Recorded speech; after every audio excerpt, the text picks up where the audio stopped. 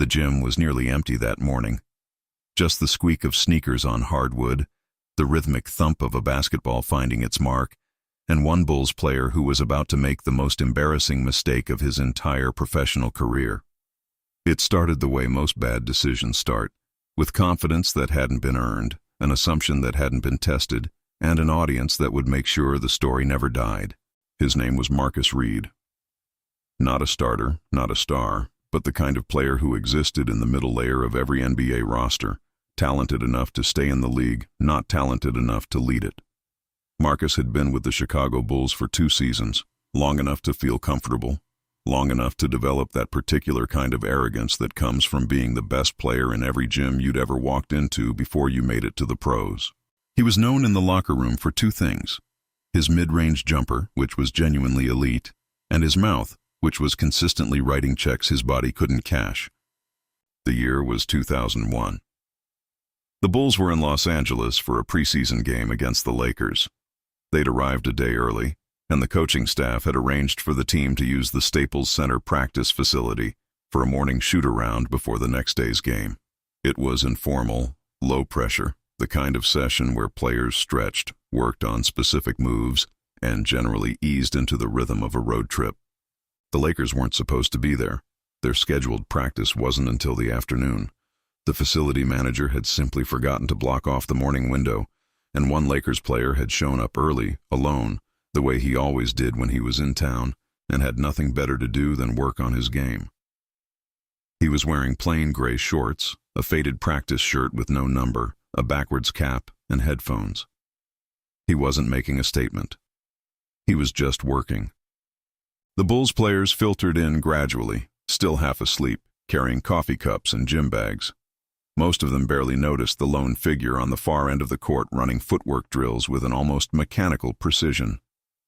The kind of precision that you could recognize as elite if you were paying attention, but easy to overlook if you were scrolling through your phone or arguing with a teammate about where to eat dinner.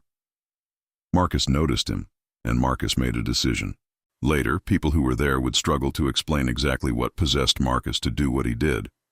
The most charitable interpretation was that he genuinely didn't recognize the player at the other end of the court. The less charitable interpretation, which was probably closer to the truth, was that it didn't matter to Marcus who the player was. What mattered was that Marcus saw someone in his gym, on his court, doing a routine that Marcus believed he could do better. And Marcus had an audience: his teammates, the coaching staff, a few equipment managers, and Marcus always played to an audience. He grabbed a ball, dribbled over to the far end of the court, and stopped about 15 feet from the player in the gray shorts, who still had his headphones in and hadn't looked up. "Yo," Marcus said. The player didn't respond. Marcus bounced the ball harder, the sound echoing in the near-empty arena. "Yo, I'm talking to you." The player pulled out one headphone and looked up for the first time. He had a calm expression, the kind of calm that isn't passive, the kind that comes from someone who has been in enough high-pressure situations that almost nothing registers as a genuine threat anymore.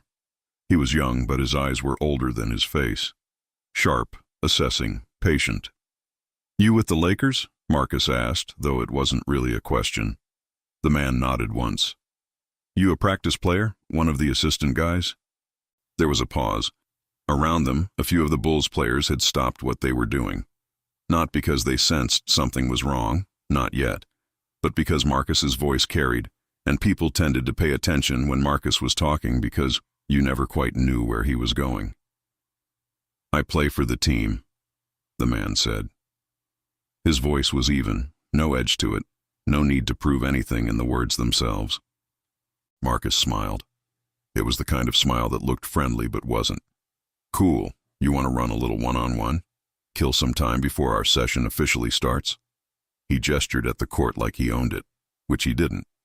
"I'll take it easy on you. I know you practice guys don't always get to go full speed." 2 of the Bulls players exchanged a glance. One of them, a veteran point guard named Leon Carter, who'd been in the league for 7 years and had seen everything, started to say something. Then he stopped. He squinted at the man in the gray shorts. Something was tickling the back of his brain, a recognition that hadn't fully arrived yet. The man in the gray shorts looked at Marcus for a long moment. Then he reached up, took off his cap, and put it on the scorer's table beside him. He pulled out his other headphone and set it down too. He picked up his basketball, held it in one hand with the casual grip of someone for whom a basketball is less an object and more an extension of their own anatomy. "Sure," he said. "First to 10. Make it, take it." Marcus grinned and clapped his hands once. This was exactly what he wanted. What happened over the next 14 minutes would be talked about in NBA circles for years. Not because of any single moment, but because of the relentless, systematic, almost educational way that the man in the gray shorts dismantled every single thing Marcus Reed thought he was good at. It started with defense. Marcus had the first possession, drove left with the confident aggression of someone who believed his first step was unguardable, and it was, against most people.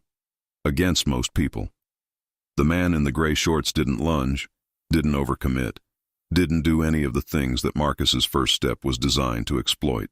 He simply stayed in front of Marcus with a lateral quickness that seemed physically unreasonable for someone his size, forcing Marcus to pull up for a mid-range jumper that was slightly more rushed than Marcus wanted. It went in, barely, rattling around the rim before dropping. 1-0, Marcus's ball. The second possession, Marcus tried the same move. This time, the man in the gray shorts was waiting for it, had seen it once and filed it away, and Marcus found himself running into a wall of perfectly timed pressure that forced him, right instead of left, into a floater attempt that clanked off the backboard. The man in the gray shorts picked up the ball, and then he started talking. Not trash talk, not the loud, performative kind that Marcus specialized in. Something quieter and far more devastating. He talked while he played, in a low, almost conversational tone, calling out what he was about to do before he did it. "Coming left," he said, and drove left and scored. "Pump fake, then the pull-up," he said, and did exactly that and scored. "Watch the spin," he said, and spun off Marcus's attempted steal so cleanly that Marcus stumbled and nearly fell. By the time it was 4-1, Leon Carter had stopped pretending to stretch. He was standing completely still at half court, staring, because Leon had finally figured out who the man in the gray shorts was, and the full weight of what was happening was settling over him like cold water. By the time it was 7-1, the entire Bulls practice session had effectively stopped. Equipment managers stood frozen with bags half unzipped. The assistant coach had lowered his clipboard to his side. Nobody said anything. They were watching the way you watch something rare, not just athleticism, which they saw every day, but a specific quality that went beyond athleticism. A quality that could only be described as mastery, the kind of mastery that doesn't announce itself. The kind that simply operates, efficiently and completely, without any need for external validation. Marcus was not a bad basketball player. This needs to be understood clearly, because what was happening to him wasn't the result of him being weak. Marcus was in the top fraction of a percent of every basketball player who had ever lived. He'd beaten McDonald's All-Americans in high school. He'd been drafted in the second round of the NBA draft and had survived multiple roster cuts. He was a professional in the best basketball league on the planet. He was genuinely, objectively, remarkably good. He was being made to look like he was playing for the first time. The man in the gray shorts scored the final 3 points in a sequence that the Bulls' assistant coach would later describe to a reporter, off the record, as the most concise tutorial in offensive basketball I've ever personally witnessed. A hesitation dribble that froze Marcus completely, a step-back three that went in without touching the rim, and a drive and finish through contact where Marcus had committed fully to trying to draw a charge, and the man had simply gone around him, over him, and through him simultaneously, in a way that shouldn't have been biomechanically possible. 10-1. It was over. The gym was very quiet. Marcus stood with his hands on his knees, breathing harder than the situation should have required. But it wasn't just physical. It was the specific exhaustion of someone whose entire self-concept has just been rearranged without warning. The man in the gray shorts picked up his cap and his headphones from the scorer's table. He wasn't breathing hard at all. Marcus straightened up. To his credit, he asked the question directly, even though he clearly already knew the answer, had probably known for the last 4 or 5 possessions and had kept playing anyway, because there was nothing else to do. "Who are you?" The man put his cap back on. "Kobe Bryant," he said. And then, without any additional drama, without a speech or a smirk or any gesture toward the audience that had gathered without him ever asking for one, he put his headphones back in, picked up his basketball, and walked to the other end of the court to resume the footwork drills that Marcus had interrupted. Leon Carter walked over to Marcus slowly. He put a hand on Marcus's shoulder and leaned in close.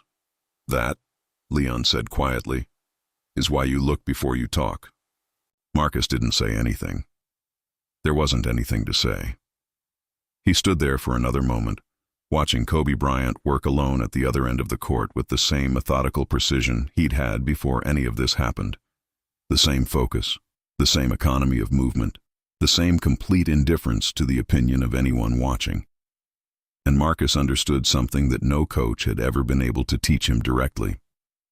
There is a difference between confidence and arrogance. Confidence comes from knowing what you've built. Arrogance comes from avoiding the test that would reveal what you haven't. Marcus had been avoiding that test for 2 years, surrounding himself with situations where he was always the most dangerous person in the room, and the habit had made him comfortable in a way that was quietly, invisibly making him smaller. Kobe Bryant didn't know who Marcus Reed was. After that morning, Marcus was fairly certain Kobe had already forgotten the interaction entirely, had filed it away as a minor interruption to his training session, no more memorable than a car alarm that stops on its own. That indifference, somehow, was the most instructive part of the whole thing. Kobe hadn't needed Marcus to know who he was. Kobe hadn't needed the audience. Kobe hadn't needed the win to feel like a win. He'd just needed to work. Marcus Reed played 4 more seasons in the NBA before moving to a successful career in European leagues, eventually coaching in the developmental system and earning a reputation as one of the most effective instructors of young guards in the business. People who played for him later in his career noted that he had an unusual quality for a former pro, a genuine humility about the limits of natural talent and a relentless emphasis on preparation, on studying opponents, on never assuming you knew what you were walking into. He rarely talked about the morning at the Staples Center, but on one occasion, speaking to a group of college players at a summer camp in Chicago, he mentioned it briefly. Not to tell a funny story, not to make himself look bad or Kobe look good, but because the lesson in it was too useful to leave sitting on the shelf. "I walked up to someone I didn't recognize," Marcus told those players, "and I assumed that because I didn't know who he wasn't anyone important. I confused my ignorance with information. That's not just a basketball mistake. That's a life mistake. The most dangerous person in any room is usually the one who doesn't need you to know their name." Kobe Bryant, when the story eventually circulated, as it always does in professional sports, through locker rooms and training staffs and the invisible network of people who were there, reportedly heard about it, smiled, and said only, "I just came in to work that morning. That's all I was doing." Which was, in its own way, the whole point. Greatness doesn't show up to perform. It shows up to work. The performance is just what happens when work meets someone who forgot to ask the right questions before opening their mouth. And somewhere in Los Angeles, on a quiet morning in 2001, a man in gray shorts and a backwards cap put his headphones back in and kept drilling footwork, long after everyone else had stopped watching, long after the lesson had been delivered, long after the gym had filled with the ordinary noise of people who would spend the rest of their careers trying to understand what they had just seen.